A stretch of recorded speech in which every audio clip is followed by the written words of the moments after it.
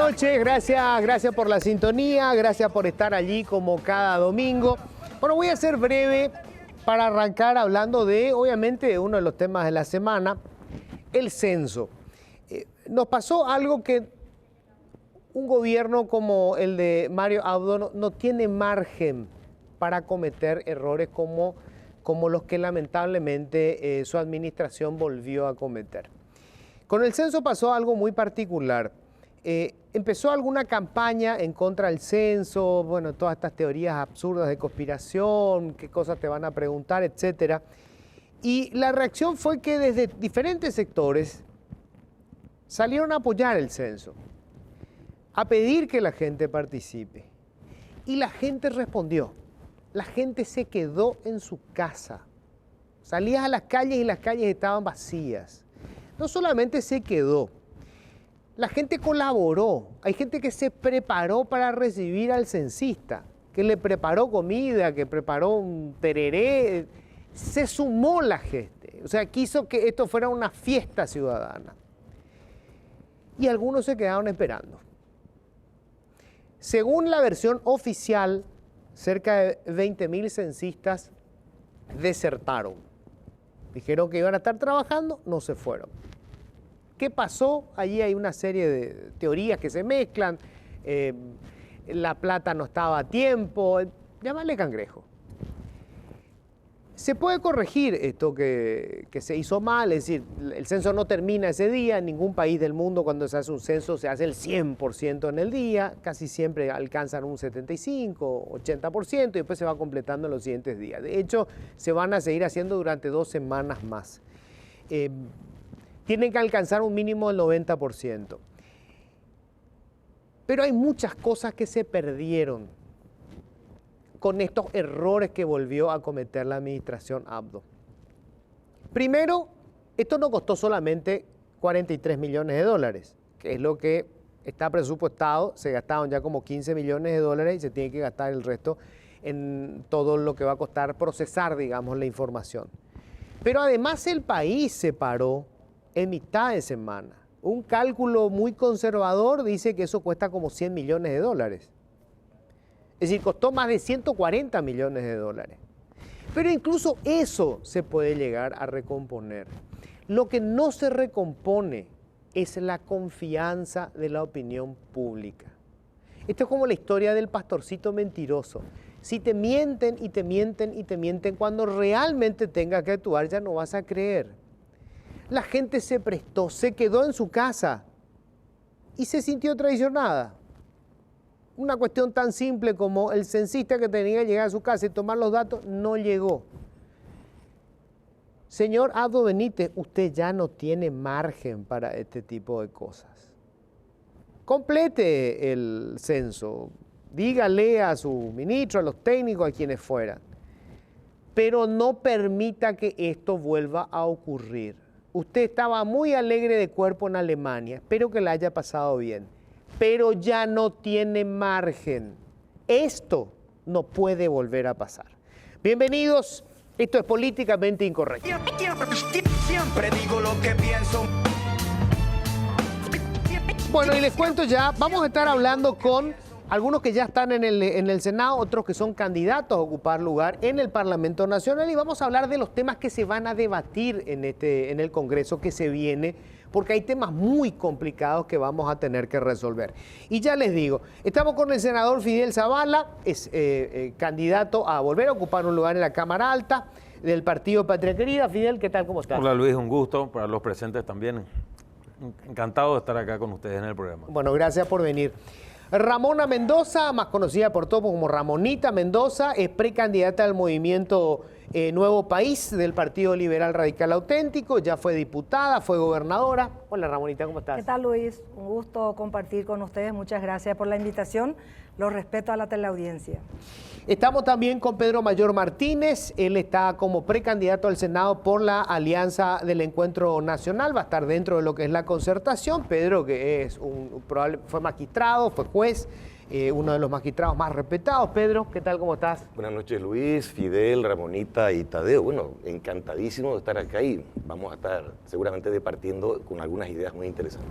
Bueno, y estamos con Tadeo Zarratea, el precandidato del movimiento Frente a Integración Liberal, el efrainismo dentro del Partido Liberal, dentro de la Concertación. Tadeo fue en su momento magistrado, estuvo también en el Legislativo. ¿Qué tal, Tadeo? ¿Cómo estás? Bien, Luis, buenas noches a Fidel, Ramonita y también a Pedro. Un placer, saludo a la audiencia. Bueno, académico también, y sobre todo en la lengua guaraní, digamos que es tu fuerte. Particularmente mi fuerte. Bueno, me gustaría empezar, a ver, va a ser un periodo legislativo complicado porque vamos a tener seguramente problemas muy serios que resolver, la caja fiscal, el sistema previsional, son muchas cosas complejas, pero me gustaría empezar con algunas cuestiones que digamos van a generar debate porque hay posiciones diferentes con respecto a eso. El tema de la tierra. Y me gustaría, Fidel, empezar con esto. Se sigue hablando en el país, por un lado, las famosas tierras malavidas.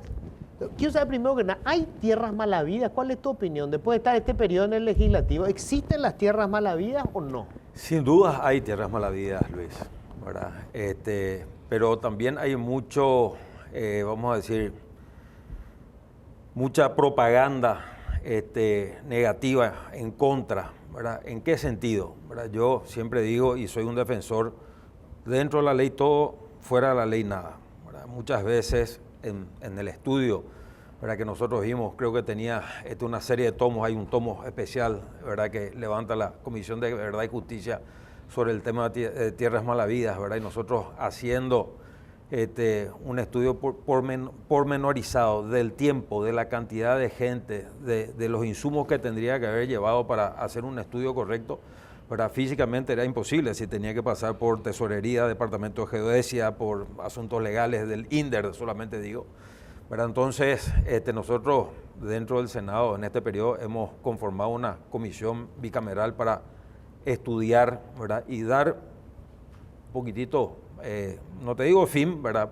pero sí aclarar, traer un poco luz sobre estos temas, Enrique. El tema de tierra, ¿verdad?, es un tema sensible, ¿verdad?, es un tema de inestabilidad política, de inestabilidad jurídica, de inestabilidad económica, ¿verdad? Hemos tenido en la historia de Paraguay muchos enfrentamientos y se han demostrado, y esto es parte de toda la negligencia que el propio Estado ha producido, ¿verdad?, en el tiempo, ¿verdad? Quiero colocar nomás, vamos a decir, acá se hablan de que generales accedieron a tierras fiscales, ¿verdad? ¿Es cierto?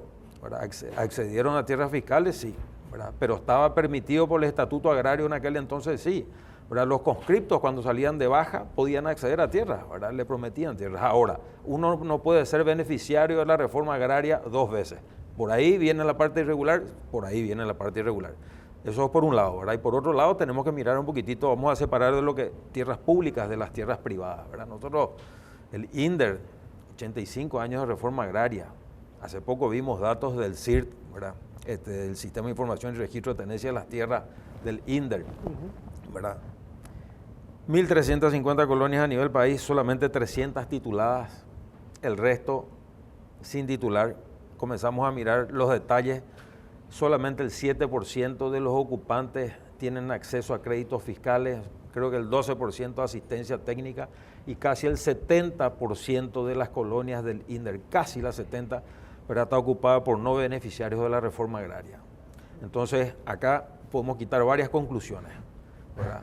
Siguió el proceso de la inmobiliaria MAU durante todo el tiempo de los políticos, por un lado. Por otro lado, es un negocio de ciertos políticos, líderes, pseudo líderes, ¿verdad? La venta de derechera, ¿verdad? Yo te puedo contar lo que a mí me ocurrió, ¿verdad?, en el caso de cuando estábamos ayudando a gente que trabaja con nosotros, ¿verdad?, para que puedan comprar sus lotes, ¿verdad? Terminamos ayudando a 2 personas y estas 2 personas compran a un mismo beneficiario. O sea, esta persona fue beneficiaria, claro, fue beneficiaria de la reforma por 2 veces y eso el Estatuto Agrario no permite. Entonces, en cuanto a tierras públicas, acá nosotros tenemos la obligación de colocar, y vamos a ir a las tierras privadas, ¿verdad? 406.000 kilómetros cuadrados de superficie y tenemos 560.000 en título. Catastro, ¿verdad?, es un resabio de lo que era el impuesto inmobiliario, ¿verdad? Funciona dentro de lo que es el Ministerio de Hacienda, ¿verdad? Y registro público, ¿verdad? Y catastro te da la ubicación geoespacial, ¿verdad? No te puede dar ni y condición de dominio, ¿verdad? Pero las condiciones de dominio pueden cambiar y eso está más actualizado en registro público, te puede dar la situación jurídica de la tierra, ¿verdad? Y son dos instituciones que hacen a lo que es tierra, ¿verdad? Y que son compartimientos estancos. En algún momento nosotros presentamos un proyecto, todo proyecto es perfectible, si viene otro proyecto mejor, ¿verdad? Lógicamente vamos a acompañar, ¿verdad? Pero la gente no quiso llevar adelante porque la gente no quiere el cambio. Realmente es difícil construir en este país políticas públicas porque todos tienen, vamos a decir, algún negocio o algún beneficio que quitar detrás de esto, Luis, y quiero terminar con esto. Mientras nosotros sigamos teniendo, ¿verdad?, organismos que tienen que ser eminentemente técnicos, ocupados por políticos, y esas instituciones con institucionalidad debilitada, ocupados por políticos, ¿verdad?, por cuoteo, ¿verdad?, realmente, y pongo el ejemplo, ¿verdad?, el Senado funciona con 1.600 personas y podrían funcionar con 400 personas, tenemos ascensoristas de oro, mozos de oro, y todo el mundo habla mal del funcionario público. Le digo, hay mucha prebenda, hay mucho clientelismo, hay, pero de que hay mucha gente capaz, hay. El Estado funciona gracias a ellos. Ahora, a ver, Tadeo, vos estás trabajando mucho también con el tema de los indígenas, entiendo, ¿verdad? Sí. Y acá tenemos, cuando hablamos de la propiedad, nosotros de las tierras, ¿verdad? Y de la propiedad privada se piensa solamente en el gran productor, pero bueno, los campesinos, las poblaciones indígenas están reclamando tierras ancestrales, o sea, también tiene que ver con la propiedad, o sea, eso tiene que estar registrado para el Estado y tiene que tener un título de propiedad.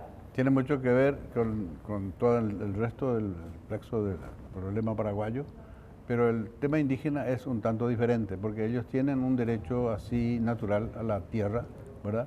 Y reciben las tierras a título colectivo, ¿verdad? Sí. Ellos tienen en su propiedad colectiva, la comunidad indígena sabemos que es una persona jurídica. Sí. Y a su nombre se debe titular. El caso es que acá hace años ya que se paró de realizar lo que se llama el reconocimiento de líderes en primer lugar. La mensura de las tierras públicas que ellos ocupan en segundo lugar y en tercer lugar la titulación. Se dejó de hacer. Se dejó de hacer. ¿Por qué? Por corrupción. Yo me retiré de la actividad indigenista por corrupción, porque me asqueaba mucho que venía el dinero fácil de Europa, ¿verdad? Porque en tiempos de la dictadura, pues nosotros estábamos militando allí, ¿no?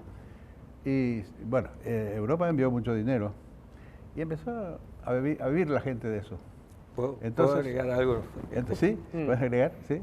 No, cuando termine porque me parece un tema interesante. Entonces, la corrupción ingresó allí en el ámbito privado, el indigenado siempre en lo mismo, ¿verdad? Siempre abandonado, siempre sin recursos, sin nada. Además...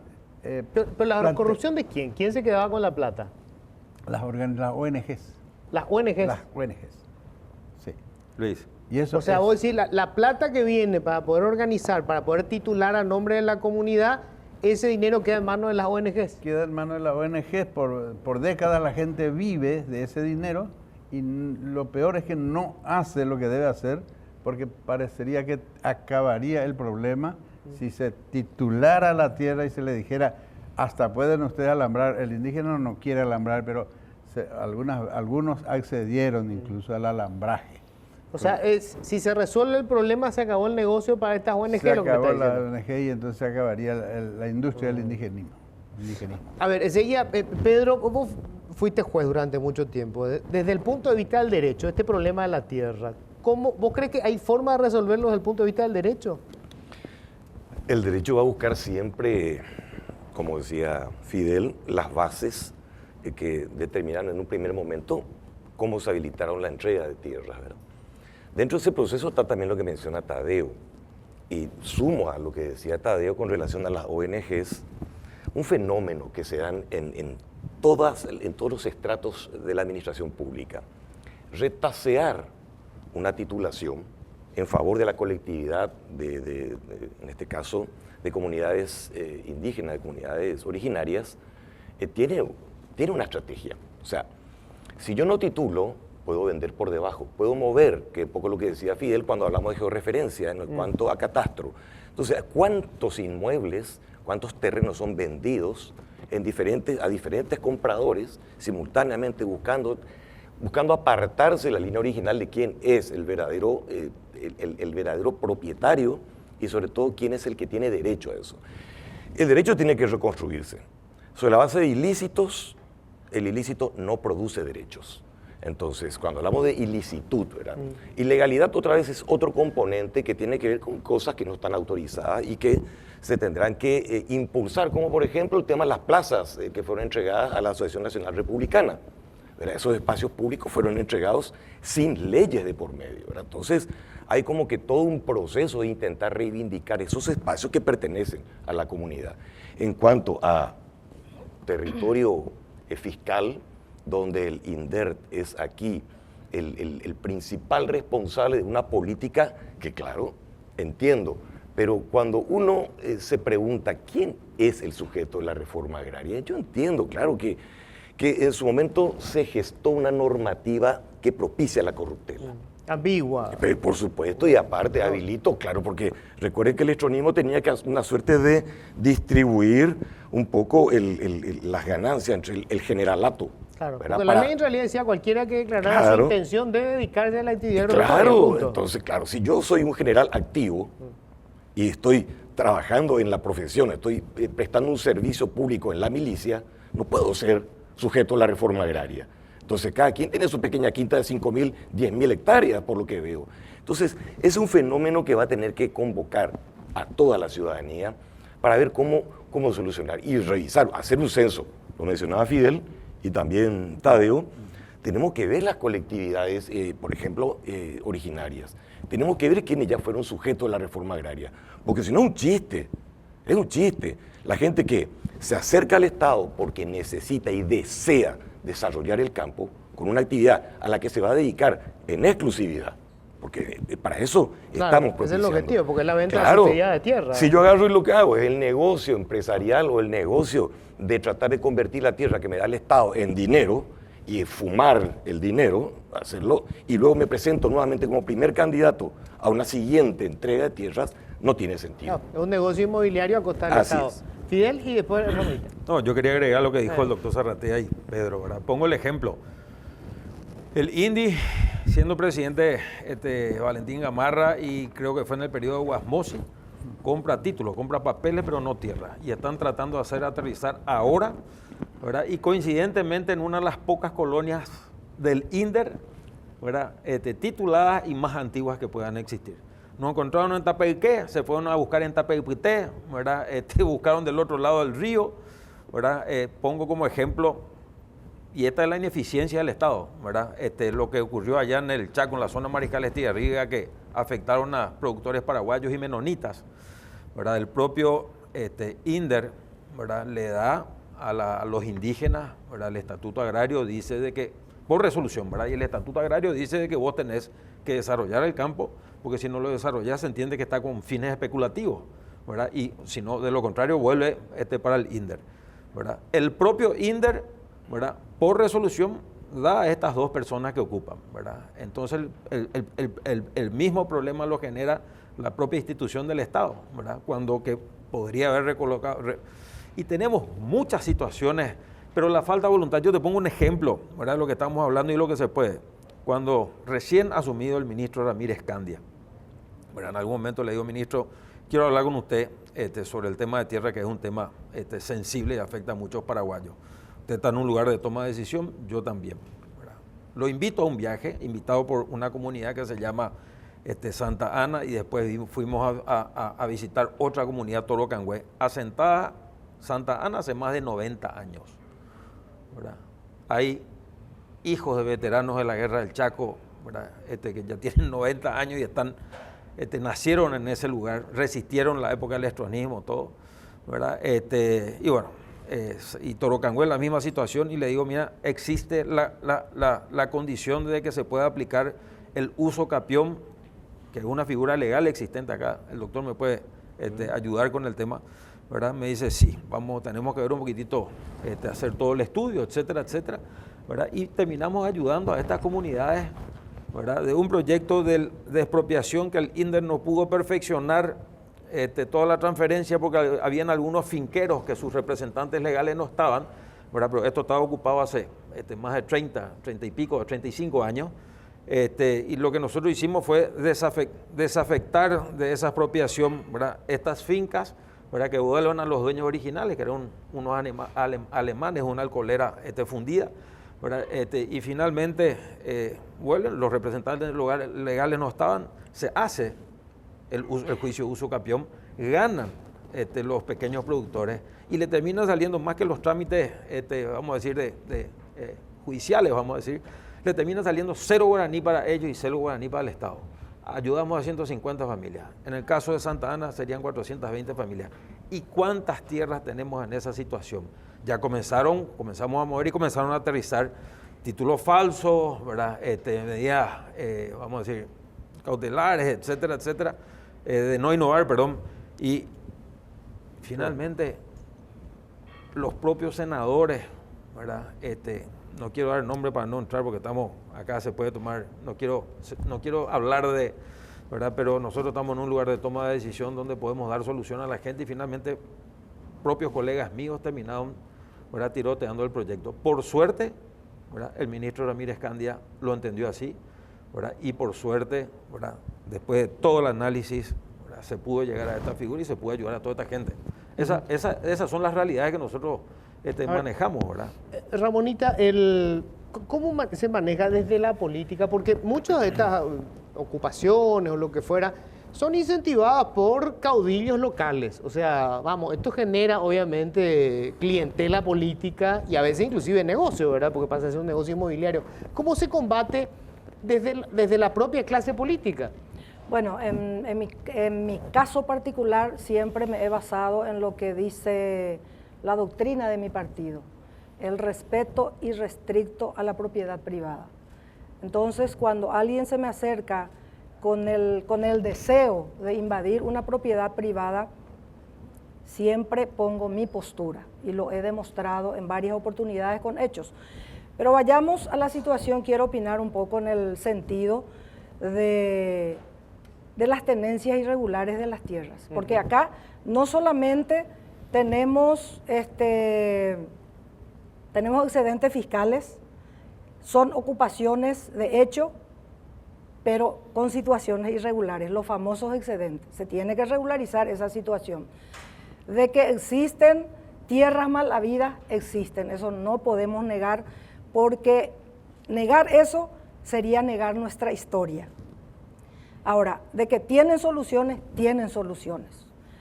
pero tenemos que ponernos de acuerdo absolutamente toda la clase política y toda la sociedad paraguaya. No es una tarea fácil, bastante difícil.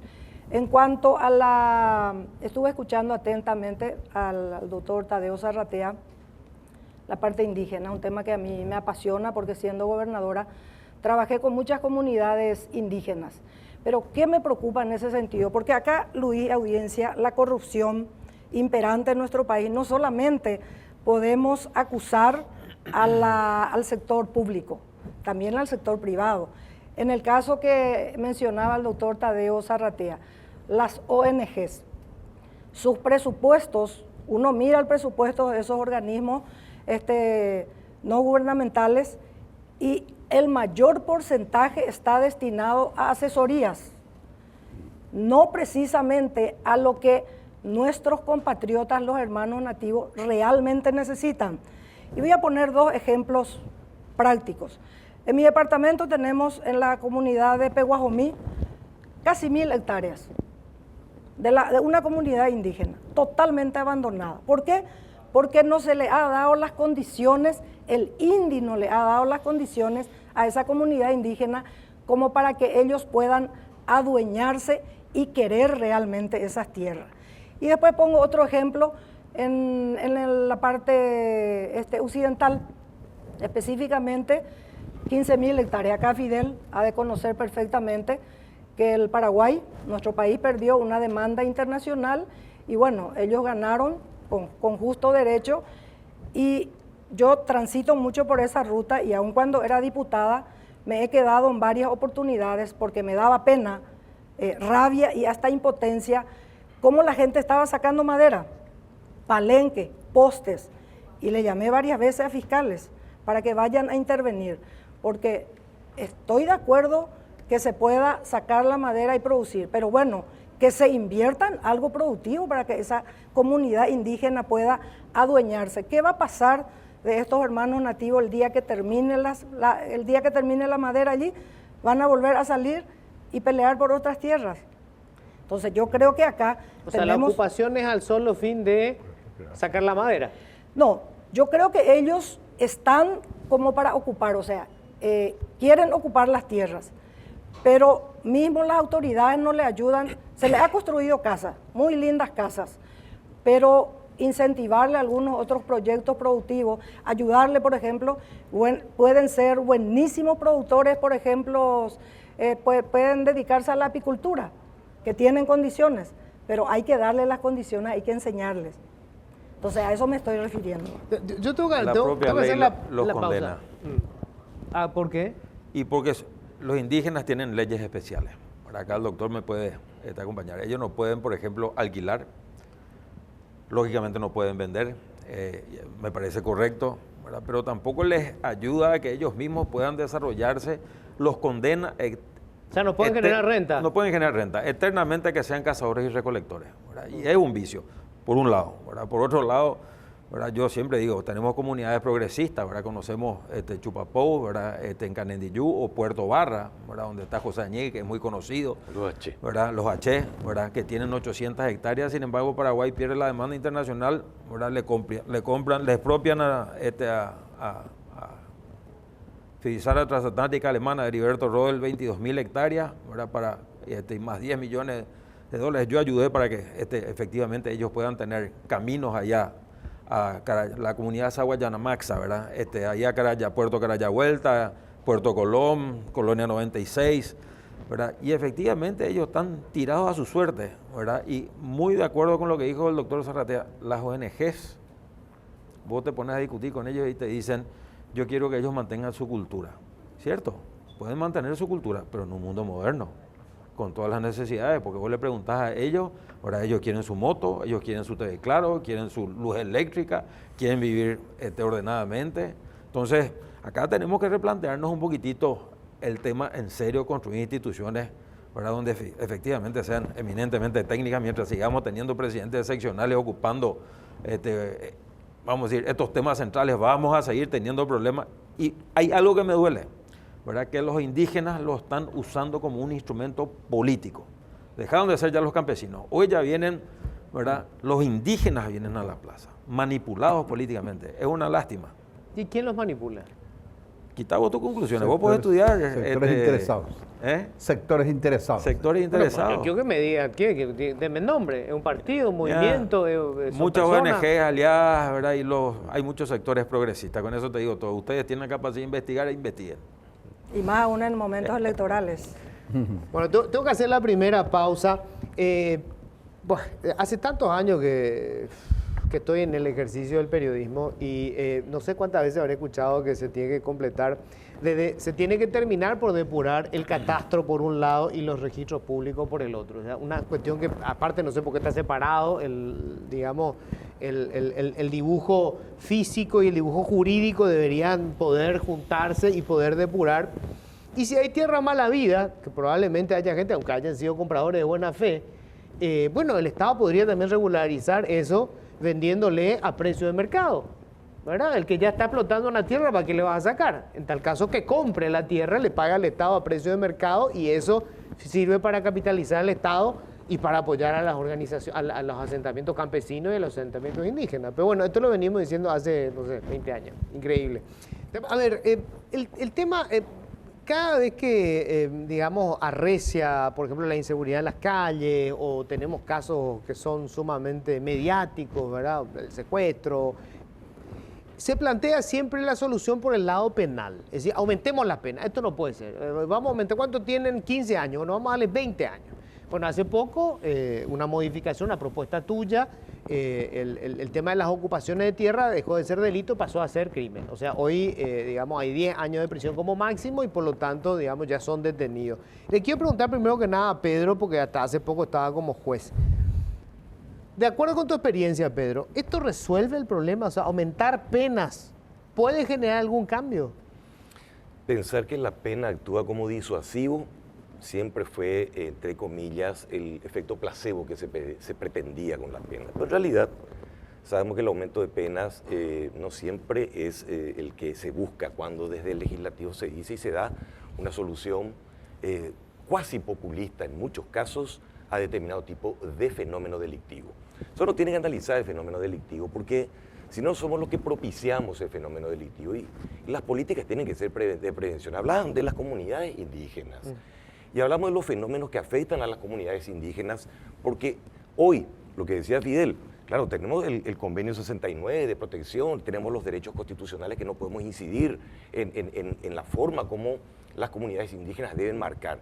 Pero hoy tenemos también un fenómeno delictivo enmarcado dentro de estas propias comunidades indígenas, como el fenómeno que se dio cerca de Asunción, acá entre Limpio y Asunción, la prostitución. Sí. La prostitución, la drogadicción, etcétera. ¿Cómo protegemos, por ejemplo? Y esa gente va a delinquir y va a realizar el delito de calle. Entonces va a realizar el hurto, va a realizar robos, estas personas están con adicciones. ¿Cómo protegemos a la ciudadanía y cómo protegemos también a estas personas que delinquen? Porque uno dice, él me afectó, vamos a meterlo preso. Pero ¿qué es meter preso en un sistema carcelario como el paraguayo? Lo que se busca desde el punto de vista de la Constitución, 20 de la Constitución, 3 del Código Penal, es reinsertar a la sociedad a una persona que ha delinquido. Entonces, ¿cómo vamos nosotros a reinsertar a la persona con un sistema carcelario como el de Tacumbú?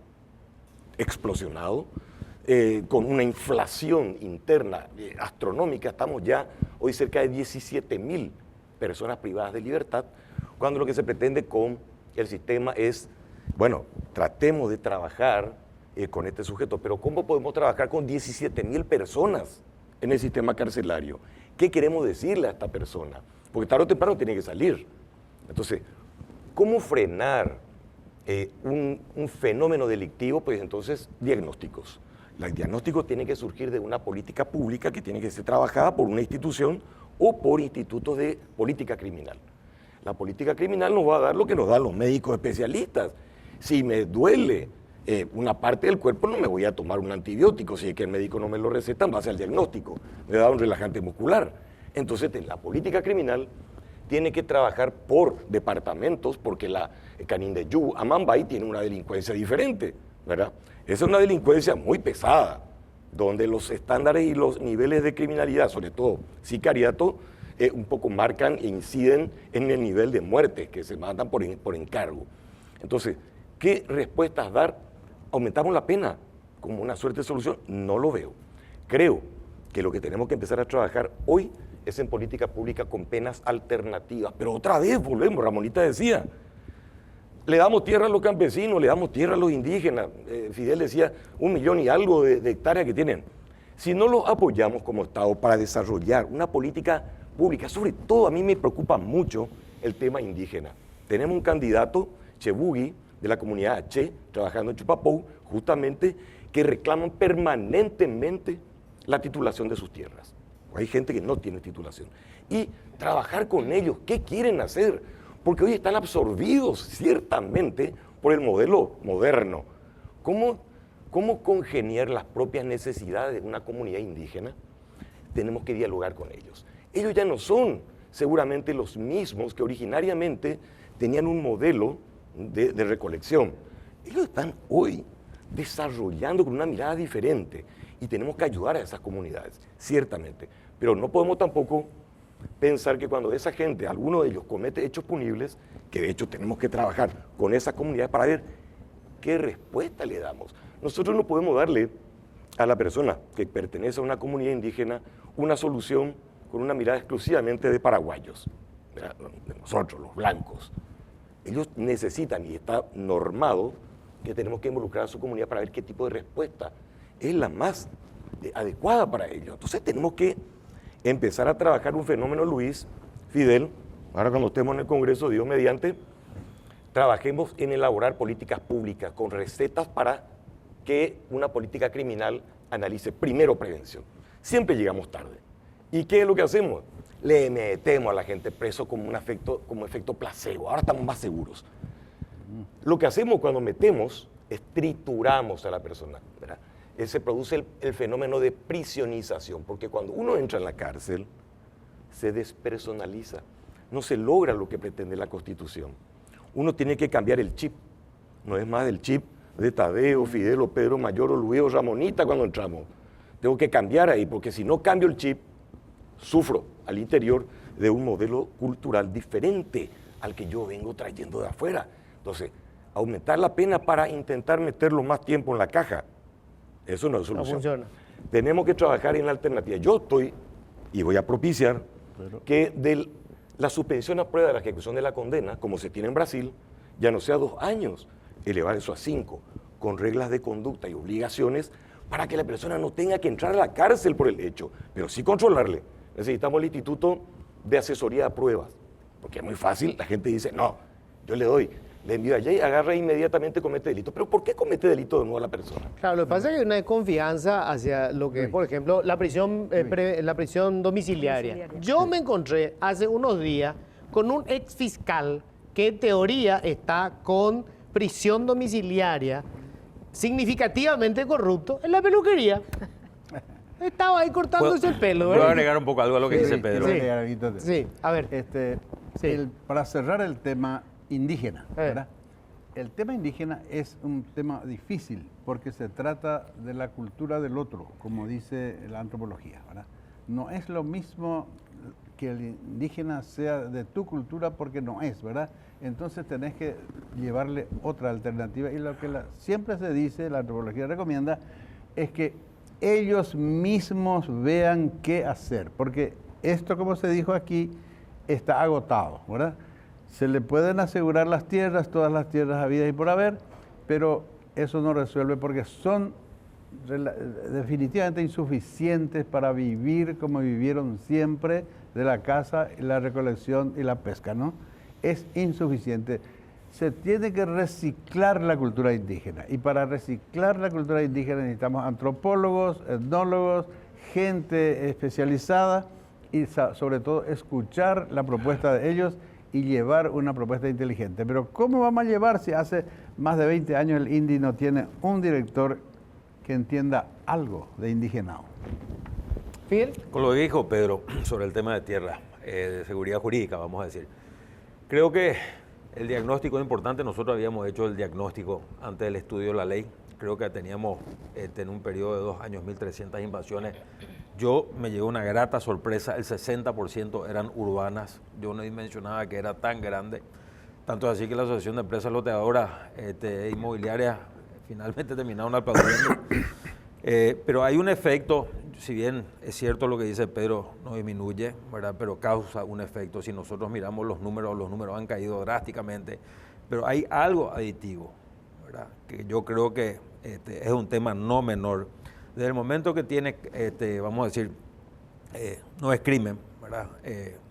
Tiene medidas sustitutivas, ¿verdad? La carpeta fiscal no tiene una consistencia, ¿verdad? En el sentido de una causa judicial, ¿verdad? Y nunca podemos llegar nosotros a los autores morales, ¿verdad? Nosotros vemos los materiales que finalmente son mandados, ¿verdad? Y vos habrás escuchado cómo funciona el tema, ¿verdad? Bajo un supuesto excedente fiscal de que él terminó el caudillo de turno, ¿verdad? Se hace una vaca y comienzan a generar expectativas y finalmente, pero eso resultó durante mucho tiempo y afectó a mucha gente, ¿verdad? Y creo que en algún momento nosotros tenemos que colocar orden en todo esto, ¿verdad? Por sobre todas las cosas, creo que el efecto adicional de esa famosa ley que a nosotros nos condenaron por eso, ¿verdad?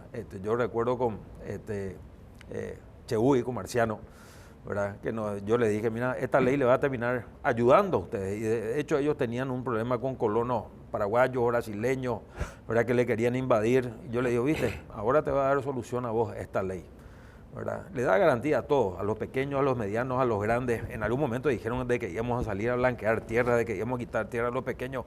Una gran falacia. Lo que sí, ¿verdad? Que hoy, en pleno año electoral, Luis, donde era una mina de fuego, ¿verdad? Vos veías incendios por todos lados, ¿verdad? Hoy de cierta manera trajo un poco de tranquilidad.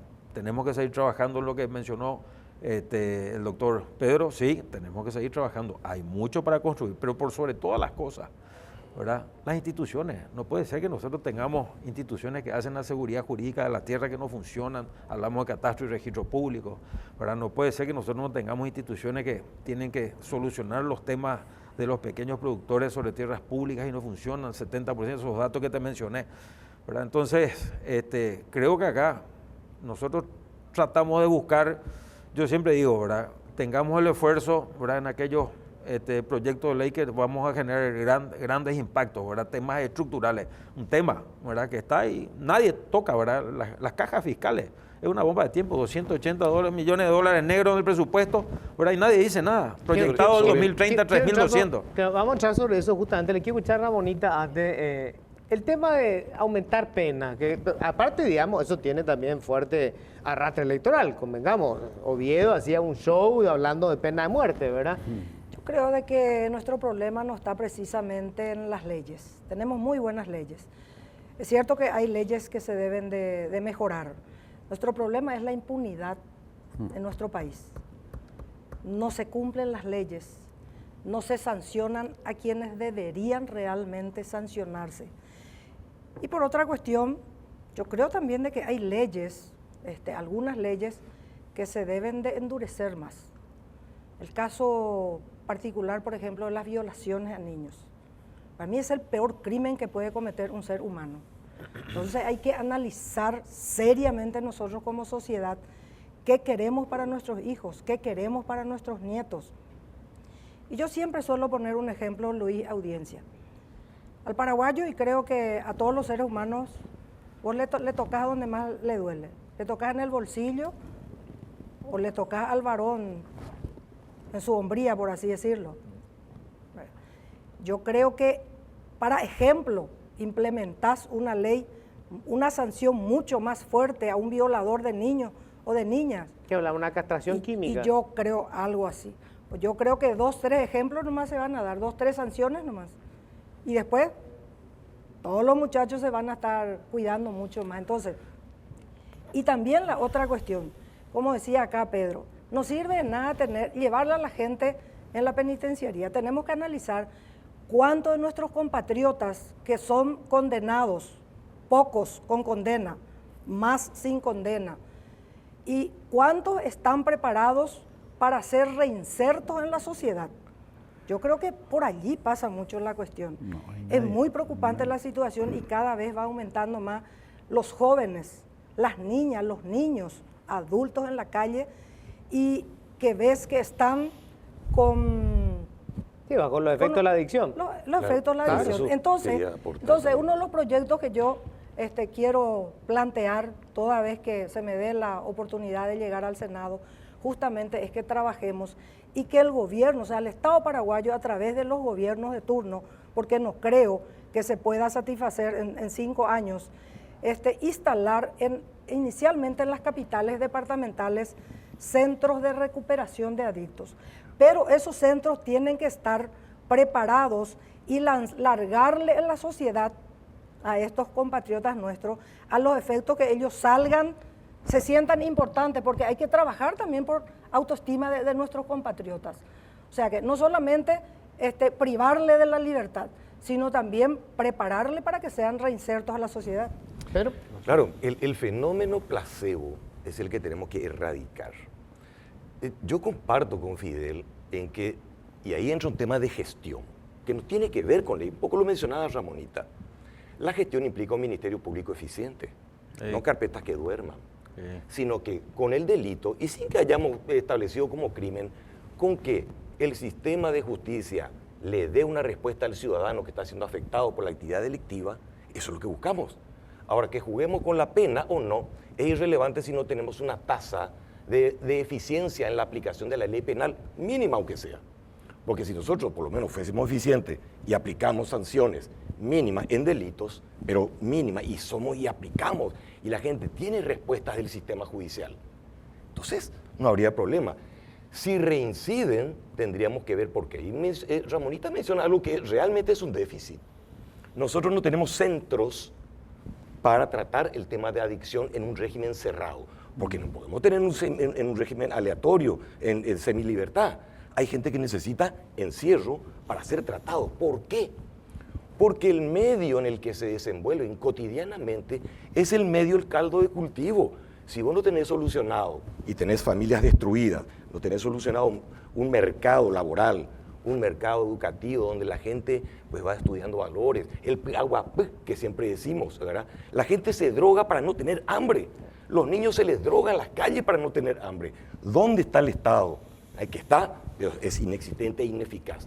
¿Cómo le sancionamos a un adicto por el problema que nosotros creamos? ¿Cómo le sancionamos a un delincuente? No justifico con esto, ¿verdad? Pero realmente el problema es prevención, trabajo, educación, salud para la gente. En realidad el problema es integral. Tenemos que tener una visión integral de las cosas. Sí, señor. Y no punitivista, no punitivista. A ver, esa es una parte. Y el trasfondo general es económico. Claro. Ahora, vamos al tema de las reformas de fondo. Uno de los problemas serios que tenemos económico inmediato es la caja fiscal. O sea, está llegando a una situación desesperante y para colmo, en el Parlamento se plantean, por ejemplo, cuestiones como que los jubilados vayan a ajustar sus haberes a lo que tiene un trabajador activo, con lo cual vamos a aumentar todavía más esa brecha. Y se suman otros proyectos populistas que hay. ¿Qué plantean ustedes para resolver ese problema? Que no es sencillo porque obviamente, digamos, hay mucha gente que son eventuales votantes que se van a ver afectados por cualquier reforma. Hay un grupo que se beneficia con el modelo tal como está hoy. El resto del país paga con sus impuestos el agujero. El peor proyecto, Luis, es la unificación de todas las cajas. Porque eso busca poner todas las cajas de jubilaciones a cargo del Estado y de una sola persona. Es decir, y acá en el Paraguay se pierde la noción de lo que es el ahorro del trabajador que tiene en la caja fiscal. Aquí la gente cree que el dinero que está en la caja fiscal es de propiedad del Estado y no. Eso es propiedad del aportante que ha aportado durante años y años, ¿verdad? Y él tiene derecho al retorno. No hay dinero en la caja fiscal. No, la caja fiscal es un número contable. Sí, la caja fiscal no existe realmente, claro. De hecho no existe. Es una entelequia, ¿verdad? Exacto. Bueno, pero de todas maneras se está buscando, y esto por empuje de la legislación internacional, unificar las 5 o 6 cajas que tenemos, ¿verdad? Y poner todo a cargo del Estado. Es decir, IPS perdería su poder en la municipalidad, el sistema municipal perdería su caja, todo se regimentaría y todo se pondría a cargo de funcionarios públicos corruptos del Estado. Pero estas cajitas chiquitas no son sostenibles. A ver, personalmente, Enrique, creo que tenemos que analizar, vamos a decir, caso por caso, ¿verdad? Hay cajas que son deficitarias y van a seguir siendo deficitarias de por vida, ¿verdad? Y pongo como ejemplo, nos tocó trabajar con el proyecto de la reforma de la policía ahora, ¿verdad? Y nosotros para mantener cada jubilado, nosotros necesitamos tener 3 aportantes, ¿verdad? Y para eso vos tenés que tener un régimen de ingreso de aportantes a la caja fiscal para que se... Entonces, es imposible. En el caso... Matemáticamente no es sostenible. Matemáticamente no es sostenible. Sí. En el caso de las fuerzas públicas, o sea, fuerzas de seguridad pública, Fuerzas Armadas y Policía Nacional, y eso funciona así, porque cuando hicimos legislación comparada encontramos de que efectivamente funcionaba así en todos los países del mundo. ¿Y cómo se cubre? Con recursos del Tesoro. Ahora, vos tenés otras cajas fiscales que tendrían que ser superavitarias, ¿verdad? Bueno, pero no podemos tener reglas diferenciadas. No. Claro. Los militares tienen, ellos se jubilan, pasan a retiro, o sea, que sus haberes se ajustan por el que está activo. Yo creo que en algún momento nosotros vamos a tener que impulsar, ¿verdad?, una superintendencia de pensiones y jubilaciones, ¿verdad?, donde realmente, ¿verdad?, así como en el sistema económico, en la época de Guasmosi, los bancos trabajaban cada uno por su cabeza y vino un quiebre masivo de todos los bancos, ¿verdad? Se arma la superintendencia de bancos, ¿verdad? Y comienza a colocar y comenzamos a tener reglas claras. Y hoy los bancos tienen controles actuariales, ¿verdad? Y yo creo que eso es lo que tiene que tener cada caja. Acá cada caja anda por su cabeza y tenemos el ejemplo, no quiero hablar ejemplo de caja fiscal, ¿verdad? Pero el Banco Nacional de Trabajadores, que era dinero de los aportantes durante estos años, ese dinero se fumó y quiénes son los responsables y dónde están. Entonces, creo que acá, si nosotros miramos, ¿verdad?, las cajas fiscales, después ¿verdad?, tenemos que mirar, desde que nosotros entramos al Senado, ¿verdad?, nosotros apoyamos, ¿verdad?, modificar, ¿verdad?, la edad de jubilación de los médicos por una sencilla razón, solamente de los médicos. Estuvimos en desacuerdo con todo el resto, por una sencilla razón. El médico tiene 6 años de estudio más tantos años de jubilación, entra a aportar tarde, ¿verdad? Por ende, ¿verdad?, cuando se jubila, ¿verdad?, lo que él aportó no le da como para vivir. Pero ahí ya vinieron los bioquímicos, vinieron, y yo le digo, no, y en algún momento vamos a tener que revisar esto, ¿verdad? Y existen, ¿verdad?, condiciones. Vos decís, bueno, yo me quiero jubilar y listo, ¿verdad? Acá tenés un tope, ¿verdad?, con esta edad, y vos decís, no me da, y yo quiero jubilarme con más, y seguir aportando, se te deduce de tus haberes jubilatorios durante un periodo hasta que vos puedas equiparar, pero tenemos que tener una superintendencia de pensiones y jubilaciones. De hecho, hay un proyecto presentado al respecto. A ver. Claro, Es mi temor. yo creo que acá también tenemos que tener algunas cosas en claro. La cuestión no pasa sencillamente porque, claro, todos tenemos derecho a la jubilación por el trabajo que hemos desplegado a lo largo de nuestro tiempo, sobre todo, por ejemplo, los magistrados. Los magistrados no pueden ejercer otra profesión que la magistratura y la docencia. Hay otros que hacen lo que quieren, pueden ser legisladores, pueden trabajar en esto, pueden trabajar en su privado, pueden ir a su estancia, vender, etc. No hay limitaciones en otros componentes, ¿verdad? Pero nosotros sí, los magistrados. Ahora, tenemos un problema, que donde más hay déficit es en la caja justamente de las Fuerzas Armadas. Entiéndase, fuerza pública, militares y policías. Y la educación. ¿Y cuál es? Y maestros. ¿Verdad? Sí. Maestros que Maestros, encima tienen el médicos. componente del tiempo. Que rompen la caja. Del tiempo que rompen. Entonces, la gente tiene que tener en cuenta algo. Tenemos que ponernos de acuerdo, porque el agua está entrando en la embarcación. Y no es que porque a mí se me antoja, yo estoy en la punta y vos estás atrás, no nos vamos a hundir. Nos vamos a hundir todos. Entonces, ¿qué es lo que tenemos que hacer? Primero tenemos que pautar algunas cosas. ¿Qué es lo que yo digo? Yo, si me jubilo, como ya me jubilé en el sistema de justicia, me jubilé con el cargo de miembro de Cámara de Apelación. Pero la Fuerza Armada, la Fuerza Pública, se jubila articulado. ¿Qué significa eso? Se jubilan en un altísimo porcentaje con el más alto cargo, porque como no pueden haber varios comandantes o no pueden haber varios comisarios generales, porque el comando es uno solo, pues se los articula. ¿Qué genera eso? Genera el problema de aumentar el nivel de la jubilación independientemente del cargo por el que yo salgo. Entonces, con este criterio, yo tendría que jubilarme articulado con el sueldo del ministro de Corte Suprema de Justicia. Pero la edad, coroneles de 40 años de edad, general articulado, ¿no es cierto?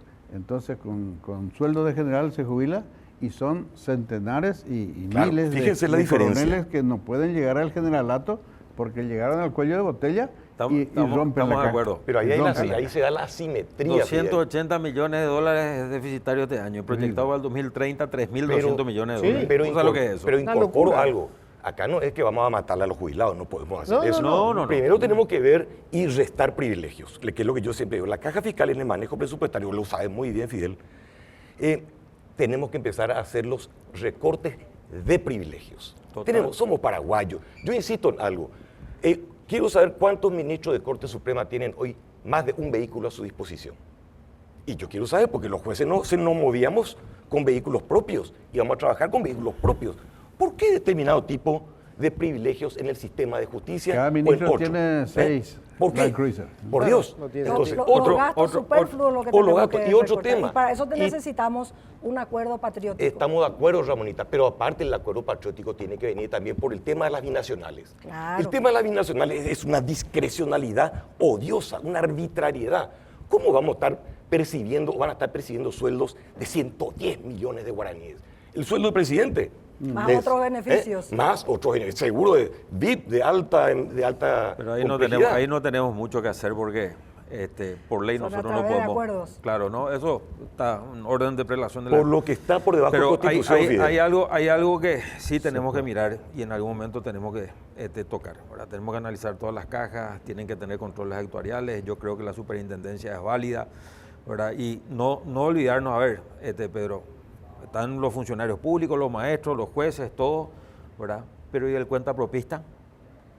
En mi caso, o sea, porque esto es para aquellos que tienen una relación de dependencia de trabajo, vamos a decir, pero para aquellos que son propios, ¿verdad? Y en el Brasil ellos tienen jubilación y aposentadoría. O decir, bueno, yo privado, quiero pagar. aportar a un régimen, tenemos que abrir esa Sí, ventana. señor. En realidad hay que decir, Está la la deuda. seguridad social en Paraguay Exacto. no Pero para el existe. cuentapropista está Si la ley. solamente Puede- 2 de cada 10 trabajadores tienen seguro social, el seguro social no existe. Acá La gran mayoría se dice, jamás se va no, a el jubilar. el tipo es rico, el tipo tiene condiciones y adelante, él va a tener de por vida. ¿Y qué pasa si te va mal? ¿Quién te garantiza vos de que vas a tener una vida digna el resto de tus días si te fue mal y vos sos emprendedor?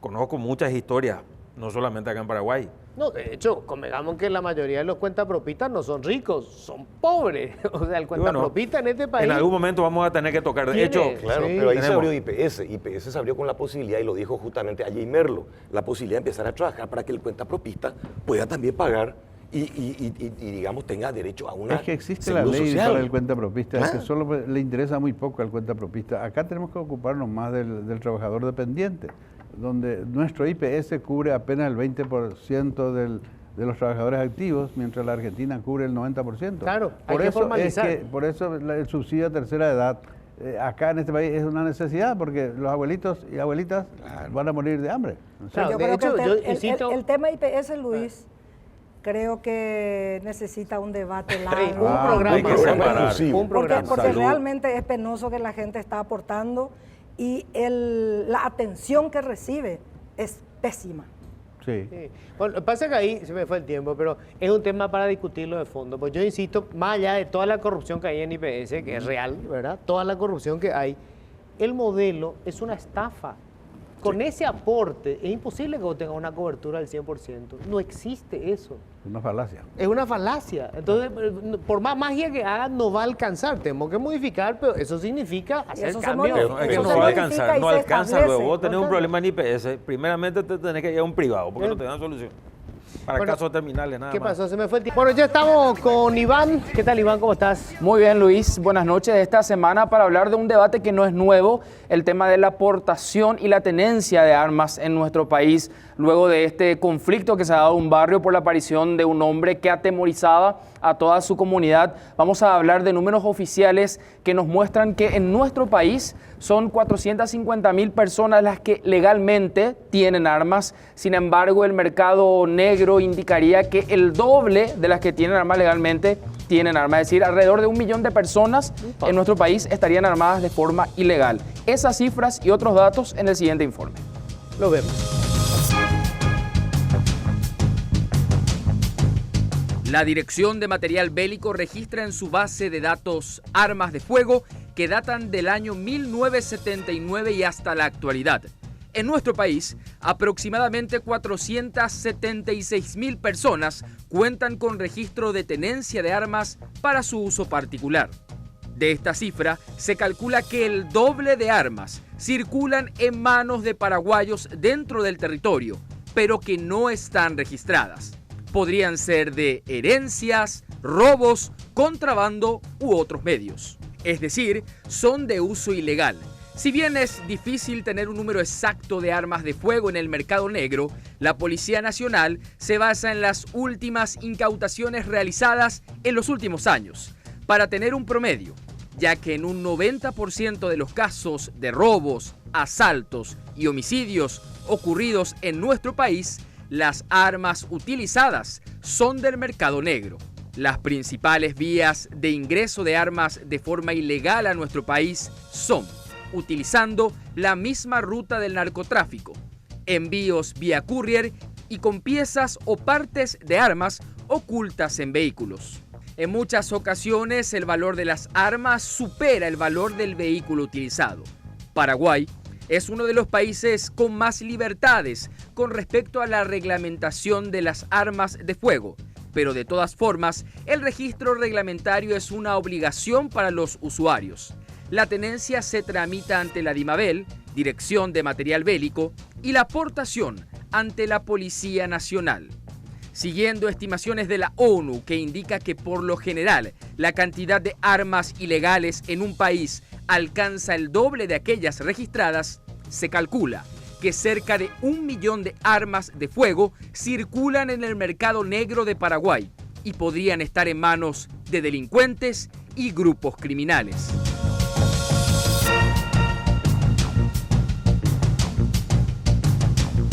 Bueno, realmente espeluznante los datos, Iván, y sobre todo me parece que no sé qué tan serio es, digamos, en la evaluación que se hace antes de concederle a alguien el permiso para portar un arma. Claro, porque de la tenencia se ocupa la DIMABEL, de la aportación la policía, pero vemos, este caso es un ejemplo de que resulta ciertamente fácil acceder a armas. En otros países se han dado álgidos debates por este mismo tema y en nuestro país es un tema que pasa a segundo plano, lamentablemente, pero estas cifras asustan y debería ser de interés de este gobierno y del próximo, por supuesto. Totalmente. Gracias, Iván. A usted, señor. Buenas noches. Bueno, con esto nosotros cerramos. Que tengan todos un feliz resto.